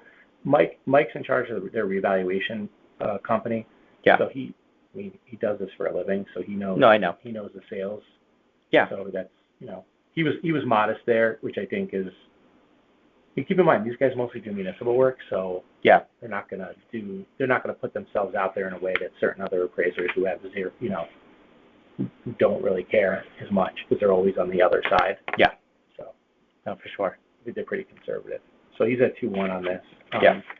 A house like this, if it was on the market, because it hasn't been updated, it's a nice house, but it's dated. Somebody who's going to come in is going to take a look at the bathrooms. Yeah. I mean, that's not what you would see in you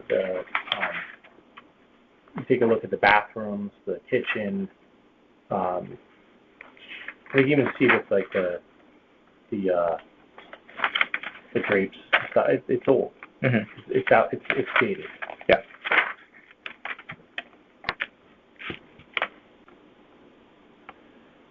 So whoever goes in there, they're going to spend some money.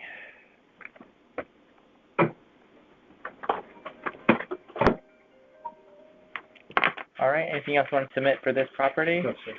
All right. So I know you know the process, but just repeating it for the recorded line. Yeah. I'll present the case to the rest of the board members for consideration and vote. They'll hear our decision within 7 days of when we make that decision. So I'll estimate around a May timeframe. If they are granted a reduction, they can't appeal again until the next reevaluation year in 4 years. and if they are denied, they can come back again next year, and if they don't agree with our decision, they can take the next steps and appeal their decision in court, and instructions on how to appeal in court will be in their decision letter. Thank you. Of course.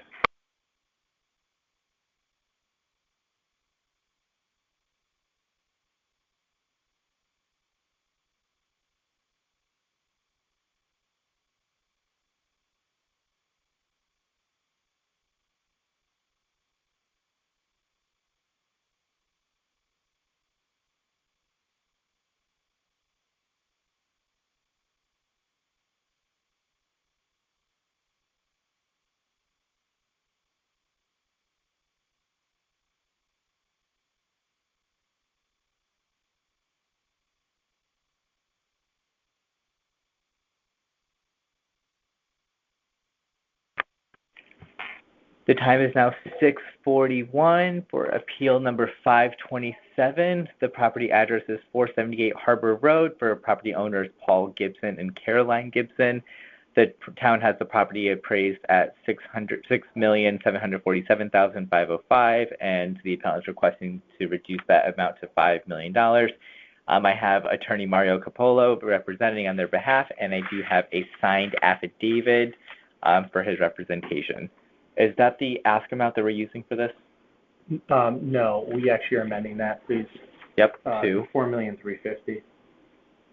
And, okay. And if I can Yes, have sir. you sign, you'll have this full process memorized by the time you leave. thank you. All right, great. What and what do you have going on here? So there's two properties, 478 Harbor Road and 137 Rose Hill Road, and you should have both of those, correct?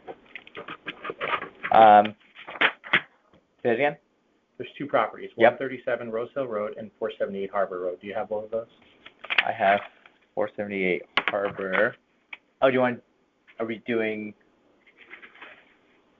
Do you have the one? Yeah, I do have the 137 Rose Hill. Yeah, they're together.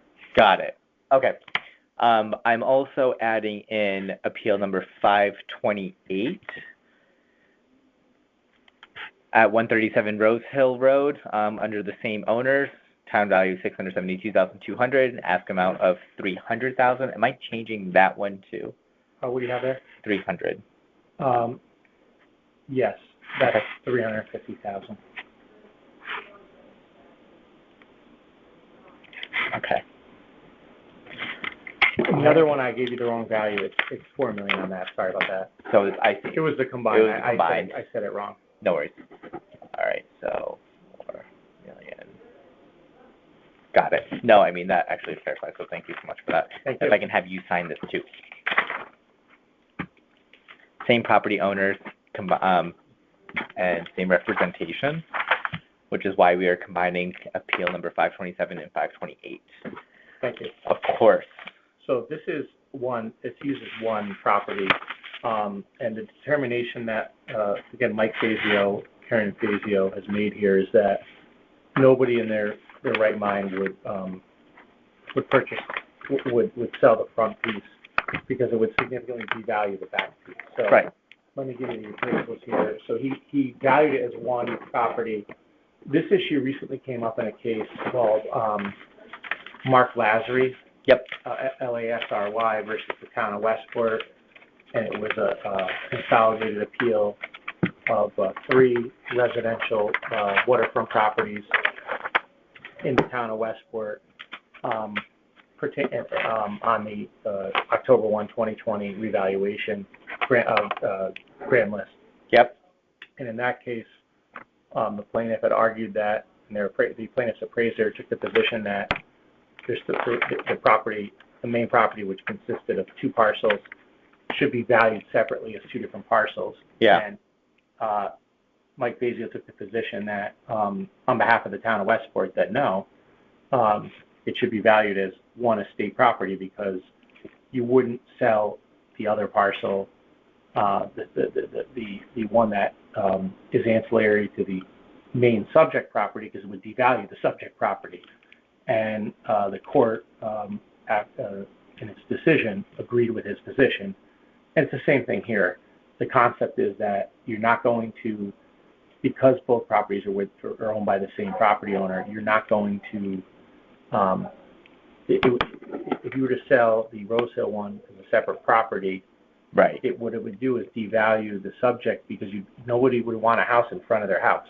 Right. And different owners and yeah. And I don't even know if actually it could be done for an access standpoint, but even if it somehow could be done, nobody would sell it separately, so you'd value the two together. It's a historical home. It's almost 200 years old, and because of restrictions, because it is a historical home, the limitations as to what they can do with it. Yeah. It's a big home. It's 8,000 square feet, 8,100 square feet. That is, frankly, there's some functional obsolescence there because it's overbuilt for certain parts of the design of the home are just or obsolescent from a functional standpoint. And if the house was built in modern years, you wouldn't have rooms leading to rooms, oversized hallways. It's got a lot of issues in that regard. It's a beautiful home otherwise, in good condition.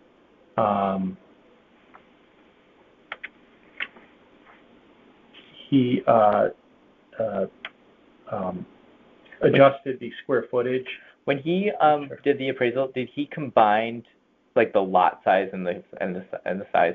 He did. So what he did was he combined 478 Harbor Road and 137 Rose Hill Road.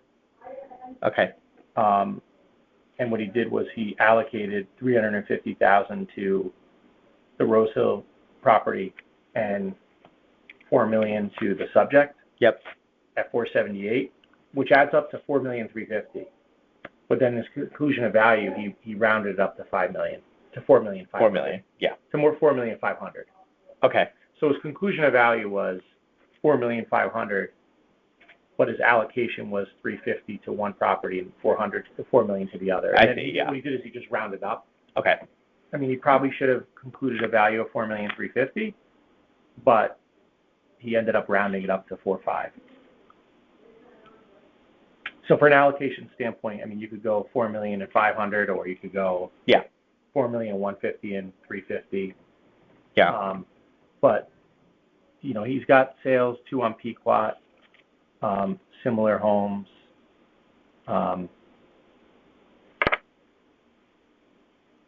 Historic, which I think is the right way to comp this out. If someone's going to start to look at properties that aren't historic as comps, they're making a mistake. They're going to get beat up in court on it, in my opinion, on cross-examination. If somebody tried to do that,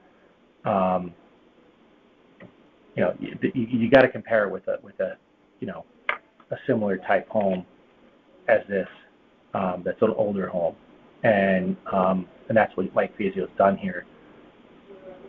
Because of where it's located in Southport, you got some sales, and so the sales are what they are.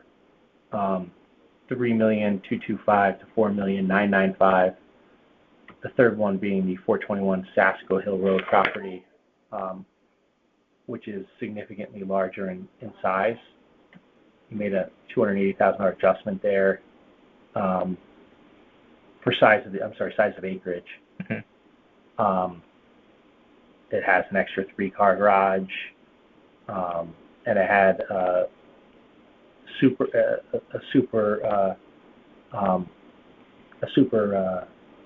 amenity in a guest house, pool house. You're talking about 987, right? Oh no, you're talking about Sasco. Yeah, it had a pool house. It's valued at $500,000. Yep. So I mean, it's $4,995,000, but when you take out the $500,000 there, it drops you, and then it's got a lot more acreage. It's got an extra 3-car garage, so.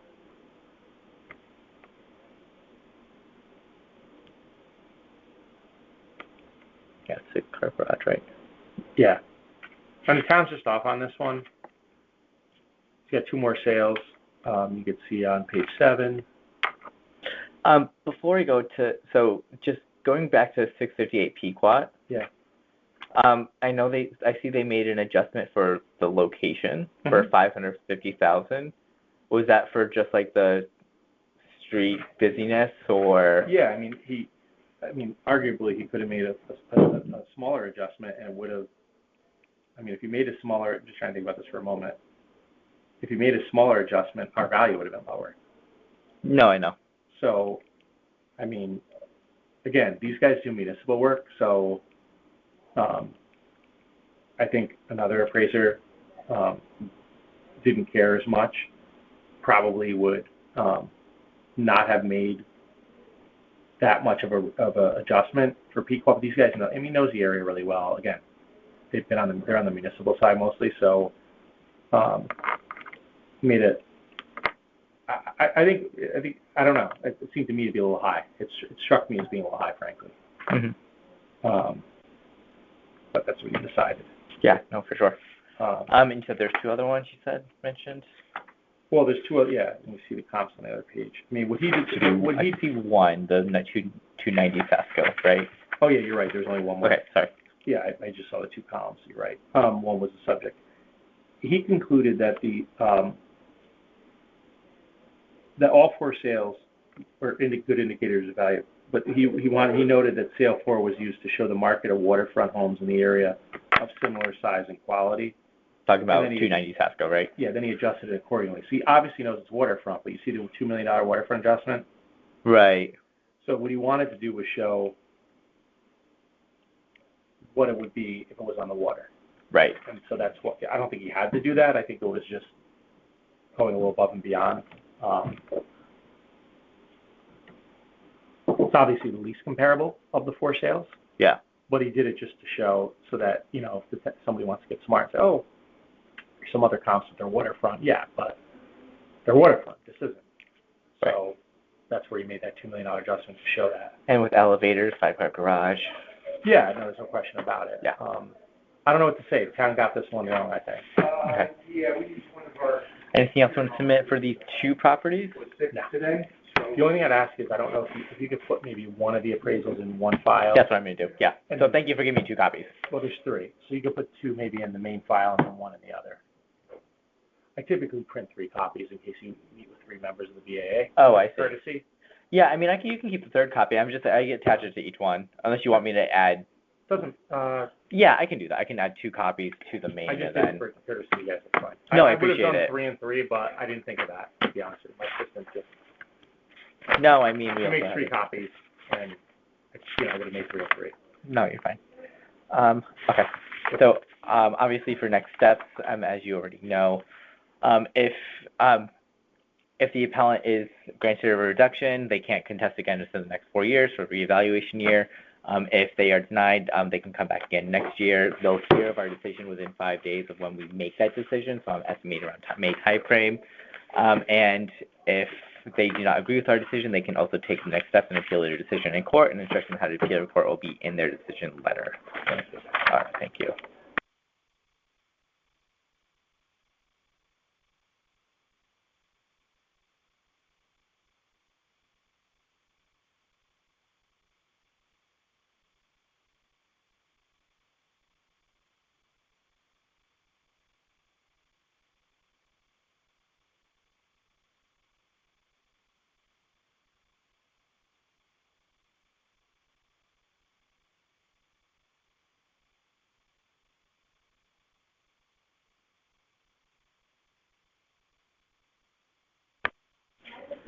So the time is now 6:55. We have appeal number 526 for property address 1563 Fairfield Beach Road for the property owner of Teresa Casola. I'm sorry if I mispronounced that. The town has the property appraised at $4,297,104, and they're requesting a reduced value to $2,578,260. Are we keeping that number? Say that again. $2,578,260. No, I think we're going, no.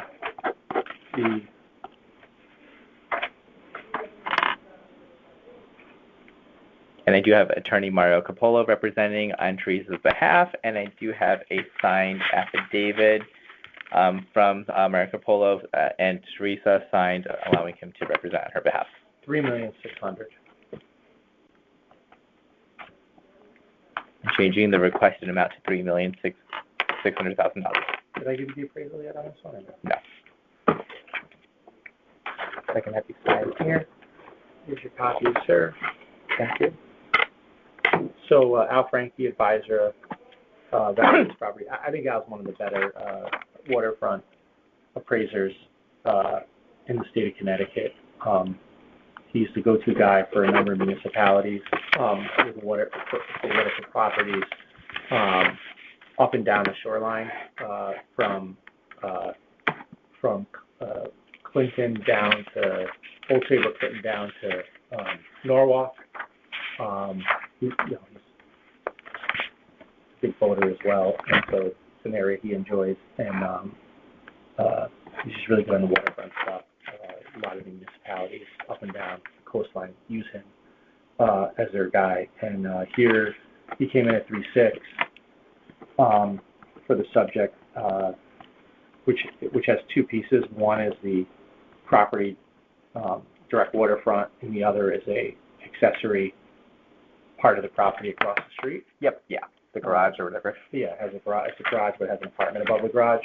Mm-hmm. And so, I mean, you could read the appraisal as well as I can. I mean, I could walk you through it, but it's pretty straightforward. I mean, what I would point your attention to is page 38, which is his grid.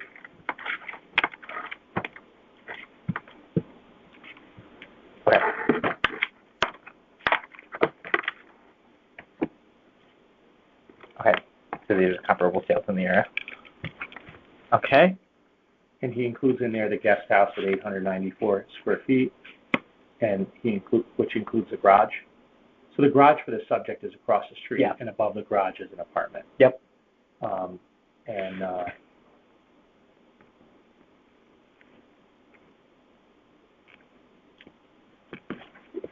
It'd be great if they could knock it down and build a house there, but they can't. Yeah. So it is what it is.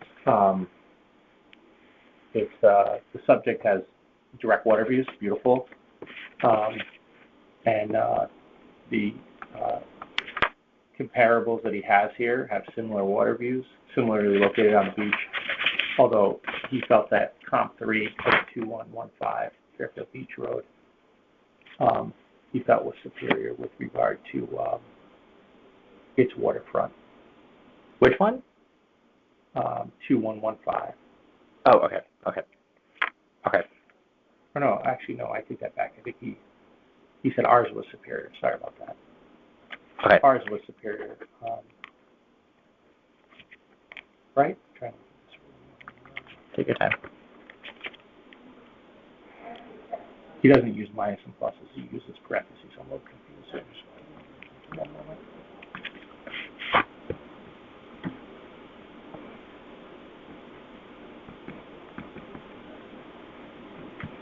Yeah, no, he has this as superior, and that comp 3 he has is. I'm surprised actually for site frontage that he did that. Oh no, that was site frontage. That goes back. No, he did it correctly. Okay.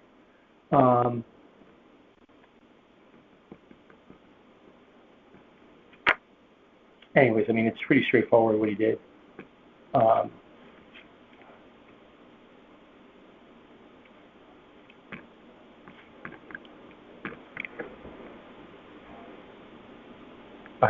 Okay, so I see the adjustments you made for 215 and 2115, and I'm assuming a lot of those adjustments was mostly because of the waterfront. Well, actually, I see what you're saying. He did it as a date. He did it as sale date. So he.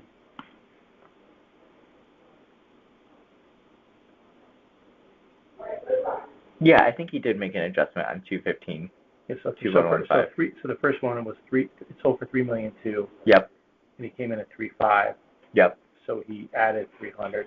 So when he doesn't use the parentheses, it's a minus, and when he uses them, when he does, so he actually added value. Right. He added value for the sale date of this one in June versus October. Yep. And he did the same thing for the one in January.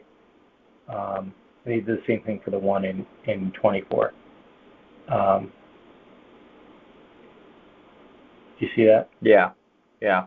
I'm surprised a little bit. You know, I know it is what it is.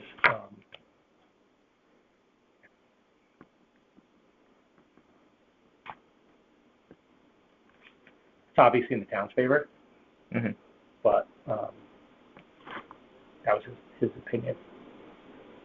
I think, you know, you saw on the phase ones, he didn't make those type of adjustments for that period of time on sale date, I don't think. And it's just, you know, different opinion.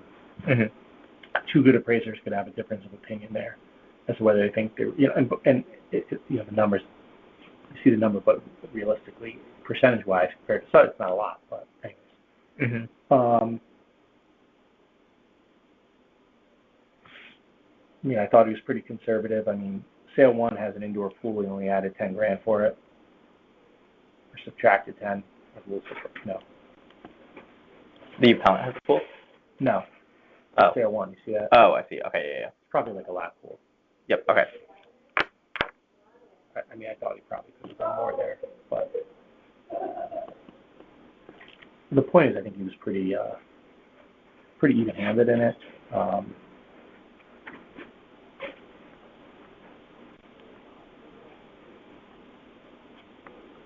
Okay. It's funny, you know, one of the sales has a similar guest house. The other two have finished areas above the garage. It's kind of funny. Oh, interesting, right. Like all those properties, they're very similar. Yeah. They're all really similar properties. Yeah.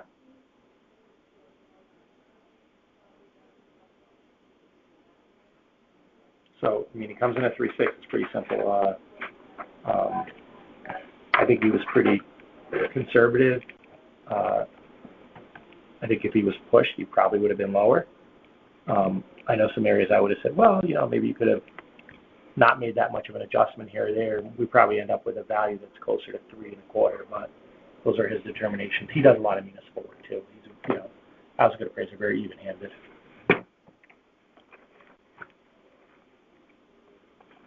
It is what it is. Yeah, for sure.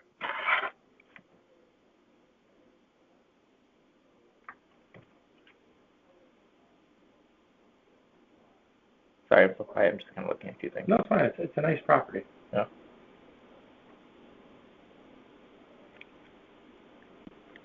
I mean, not for anything. I mean, well, my clients, that was nice, but when I looked at some of the comps, I don't know. I thought they were, for whatever it's worth, here nor there, but hmm I thought some of the, he has a lot of pictures in here. He does a really nice job with, he goes in great detail with all the comps. hmm I mean, if you take a look at some of them, I just like them better. Yeah.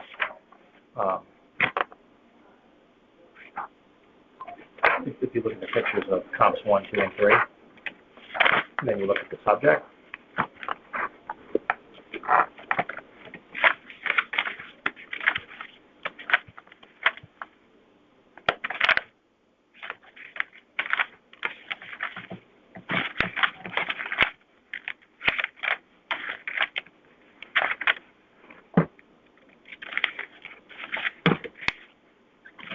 It definitely goes into... but I would take any of these properties. I'd be very happy. They're all beautiful properties. Yeah.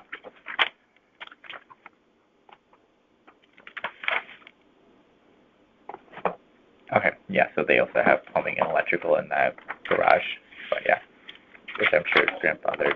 But anyway, it doesn't matter. Check.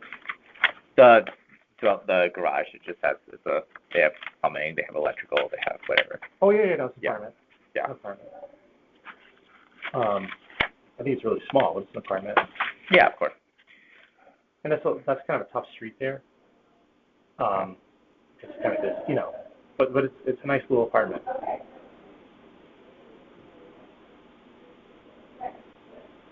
Young professional, you know, it's a nice little spot.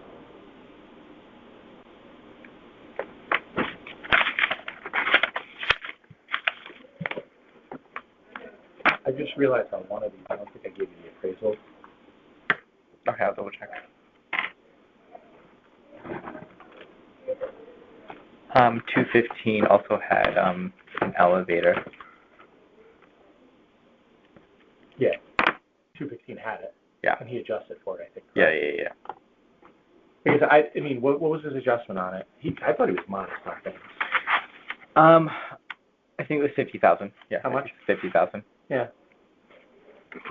I mean, he didn't do anything but the solar, but that's not a big deal. The solar, he didn't make an adjustment for it, did he? He did not know. Make it downward. I No, know. I'm saying I don't like it. I mean, just personally, No, I know. teach his own. But solar's great. I don't love it on a house. Yeah, so he was making a point that at 2115, they just have a more expansive beach frontage, because she's right. It's like that huge corner here. But That one. yeah. By the way, the solar panels are considered personal property, not part of the realty. I know. I always get surprised why we add it on our field card, but that's neither here or there.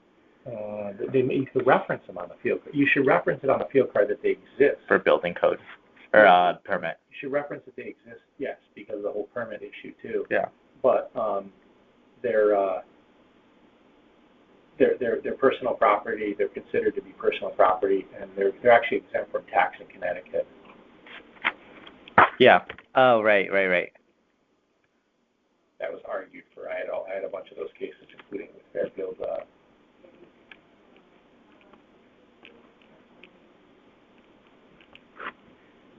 But it wouldn't be proper for somebody to make an adjustment anyways for a solar panel because it's personal property. It's not part of the real estate.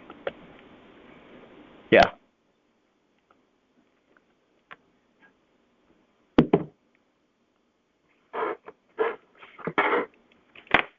All right. Okay. So I should close this one out. Anything else, actually? No. What's your thing? Good. So to close this out, the appellant will hear of our decision within 7 days of when we make that decision, so sometime around May timeframe. If she is going to serve reduction, she can't come back again until the next reevaluation period, which is another 4 years.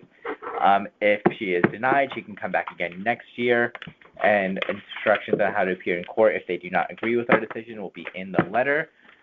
That should be all for 1563. Thank you. I think we're done.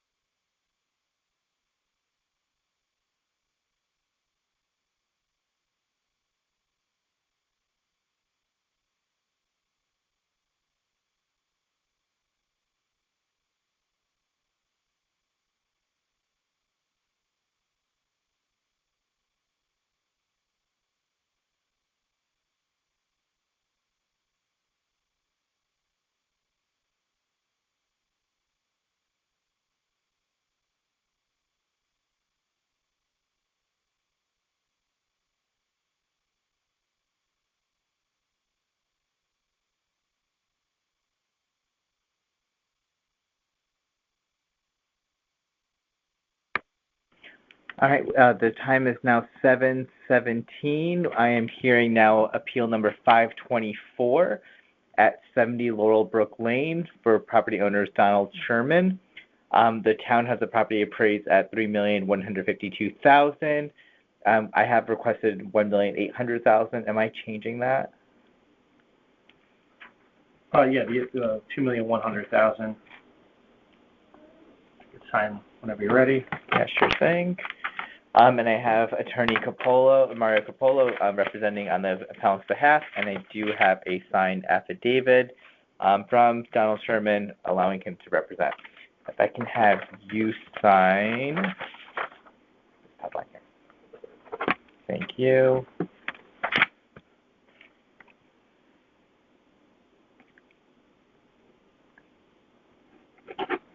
All right, great. What do we have going on here? Pretty simple. I mean, if you look at page 5 of the appraisal report from Mike Fazio, Karen Fazio,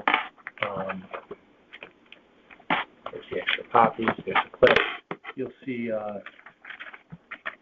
there's a sale right next door at 84 Laurelbrook within a year of the date of value, and it sold for $2.5, but the property was superior. because it had an extra acre and a quarter of land. So he only made an adjustment at 26,250, but so he made an adjustment there, which I thought was modest from the town's perspective. Square footage, he only adjusted at 150. He adjusted at 150 a foot, so that property had 8,320 square feet. So obviously, you have to make some adjustment there, and he adjusted it to 195. But I think 150 a foot is fairly reasonable on adjustment. That car had an extra car garage, 25K, had an elevator, 50K, and it comes in at 2,112,000. I don't see how you could adjust that in comparison to the subject any differently, or much differently. I guess you could make an adjustment maybe on I don't know, maybe make a little bit on the sale, but then it would only go lower. But I think it was pretty modest. How come he adjusted down for higher acreage? Hang on, what do you see here?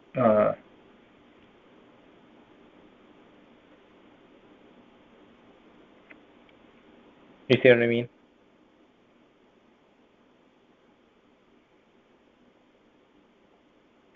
May have been a typo. I don't know why. May have been a typo.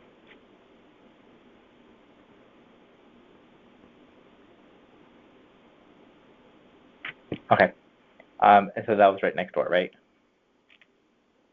Yeah.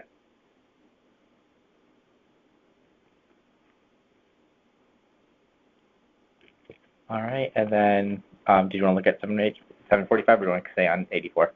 You can move the next one. Okay. Okay. All right. And so, go ahead. I'm sorry, I interrupted. No, that's it. It's pretty self-explanatory. Yeah.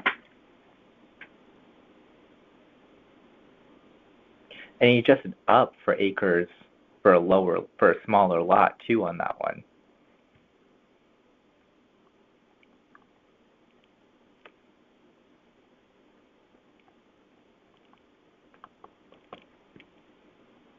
Well, no, that makes sense. Oh, right. Yeah, you're right. Yeah. Actually, no, he had it right. You got me confused. Yeah, so you got me confused. He adjusted. Oh, I see what you're saying. Yeah, you're right. No, My apologies. You got me confused. It's late in the day. Because think about it. You're going to want to go. Right. He's subtracting because the subject has more has something the subject has that's superior, right? Right. So he subtracted the 26. He subtracted the you see for the square footage 8,320. He subtracted the 195. Right. You're right. Because the other one's superior, so you want to subtract that. Yeah. That's why he has a minus for the elevator, minus for the extra car garage. Yep. I think it's all pretty self-explanatory. You got the comp right next door, and you got to adjust it downward. It was at 2,537. You got to go downward with it. Yeah.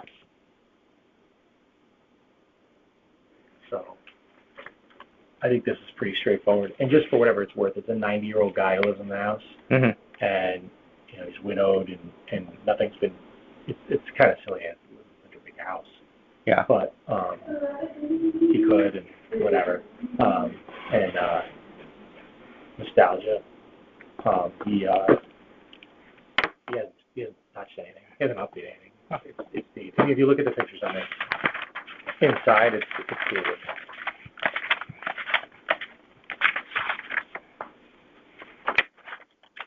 Just take a look at the bathrooms, for example. It's not terrible, but yeah, you know what I mean. Yeah, this was done 30 years ago. Yeah, office is nice, but somebody else comes in, they're gonna.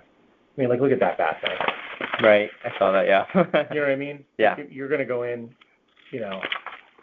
My wife's gonna be like, if we had the money, I don't like that. I wanna. It was from a different. It was 30 years ago. Yeah. Kind of like early 90s vintage, probably. Quite the electrical unit on that. Sheesh. It's a nice house. Yeah. It's just dated. Yeah.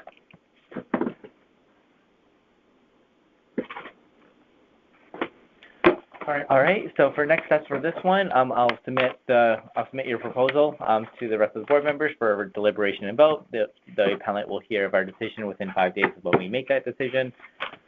If they are granted a reduction, they cannot appeal again until the next reevaluation period, which is the next 4 years. If they are denied, they can come back again next year, and if they don't agree with our board's decision, they can take the next steps and appeal the decision in court. Instructions on how to do it in court will be in the decision letter. Thank you so much. I Of appreciate course. it.